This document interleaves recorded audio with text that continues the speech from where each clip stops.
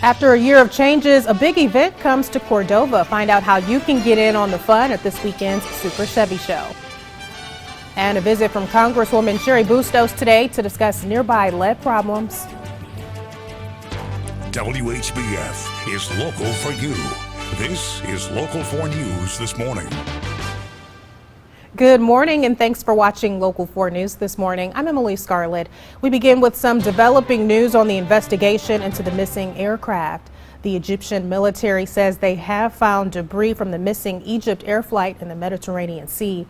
The jetliner traveling from Paris to Cairo with 66 people on board plunged into the sea Thursday after veering from its scheduled flight. Egypt's aviation minister now suspects terrorism is to blame.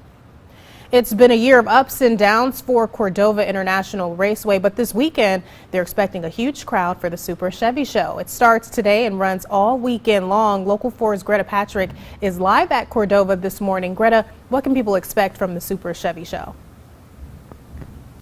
Good morning, Emily. Well, this is the third stop of the Super Chevy Show series. It's an annual event. It brings together the largest collection of Chevy vehicles in one place. And joining us this morning to tell us a little bit more about the show is John Rosero with SuperChevy.com. John, thanks for being with us this morning. What can people expect when they come to the Super Chevy Show? Well, if you're a fan of drag racing, if you're a fan of nostalgia, of classic vehicles, this is the place to be. You'll see some drag racing. There's a car show. We should have 70 to 100 classic Chevys.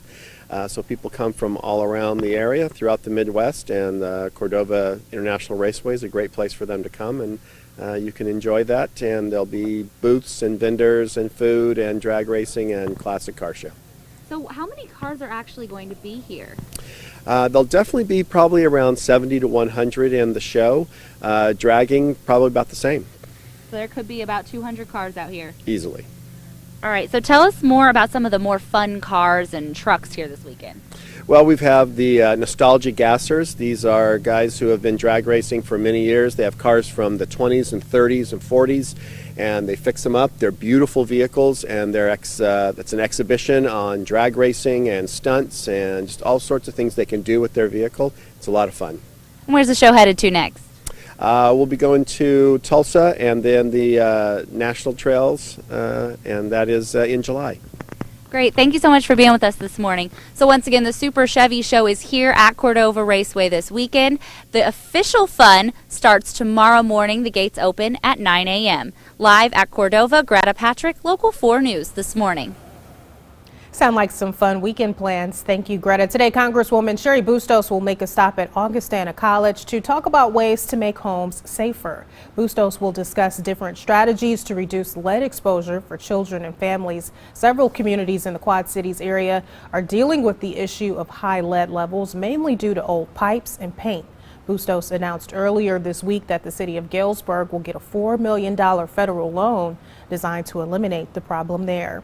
Also today, 2 Illinois lawmakers will be in Kewanee to talk about the future of the Illinois Youth Center. State Senator Chuck Weaver and State Representative Don Moffitt will discuss the possibility of turning the center into a prison. This comes just 1 week after Governor Bruce Rauner's decision to close the center. A neighborhood that's seen a lot of changes recently could see even more. Last night, Davenport's Hilltop Campus Village held their annual meeting. The organization is dedicated to improving the Hilltop neighborhood near 16th and Harrison Streets. The area has seen a lot of new businesses and housing lately. Last night, community leaders gave presentations on 2 more redevelopment projects in the works.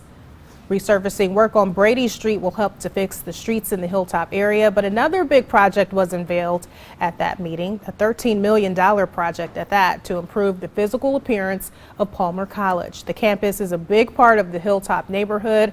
The money will help with renovating their auditorium and beautifying some spaces that are near main roadways. Part of it is to create some exposure to the institution. They need to be updated, but we want to beautify that so people know that when they're on the Palmer's campus, they're on Palmer's campus.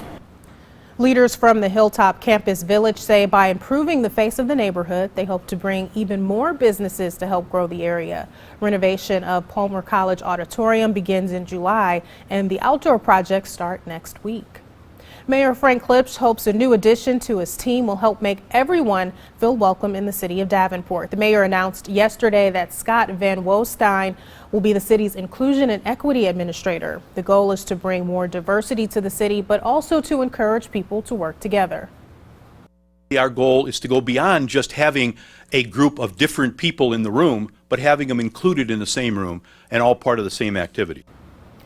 Mayor Klipsch provided an update on the search for a new city administrator as well. The city has narrowed down the field to 9 semifinalists. Interim Administrator Corey Spiegel is one of them. Expect some changes if you plan to run in the Quad Cities Marathon this year. There will be a change in the route on Arsenal Island that will alter about 4 miles of the course. There will also be a new Mayor's Challenge that's designed to get people involved with a prostate cancer awareness walk the day before. Organizers say the changes will add to the experience.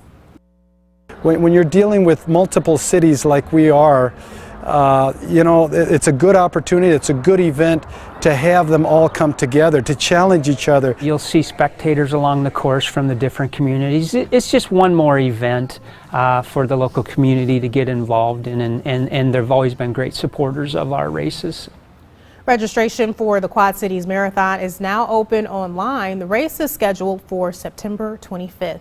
Let's check in with meteorologist Anthony Peoples on this Friday morning. Of course, around this time of the year, we start to hear about a lot of events like this, including tomorrow. You and I will be out helping to gear people up for the American Heart Association's Heart Walk. Yeah, that's a great event that we've taken part in over the years, and hopefully many of you will be out joining us tomorrow morning. All right, well, hopefully we'll have some great weather to go along with the great event tomorrow, too. Well, it'll be a little on the chilly side when we start out tomorrow, but it'll be perfect walking weather. Outside right now, we have cloudy skies across the area. There are a few sprinkles, especially off to the south and west of us. The temperature right now in Moline at 51 degrees, a light east-southeast wind, 51 also in Davenport right now. Here's the last 6 hours of satellite radar. You notice a couple of things. You notice the clouds increasing across the area, and you see a few spots of green here. Those are radar returns indicating that there might be a couple of sprinkles out there. Now keep in mind, the low levels of the atmosphere are very dry,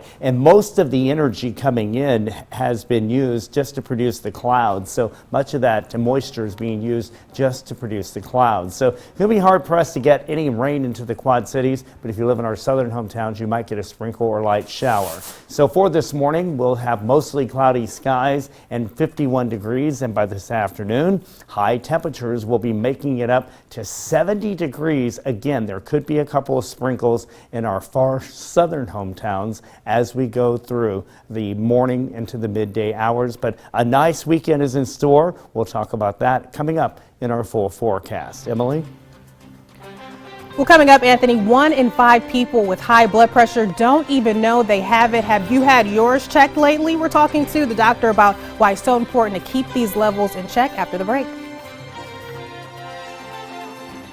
WHBF is local for you with Emily Scarlett and meteorologist Anthony Peoples.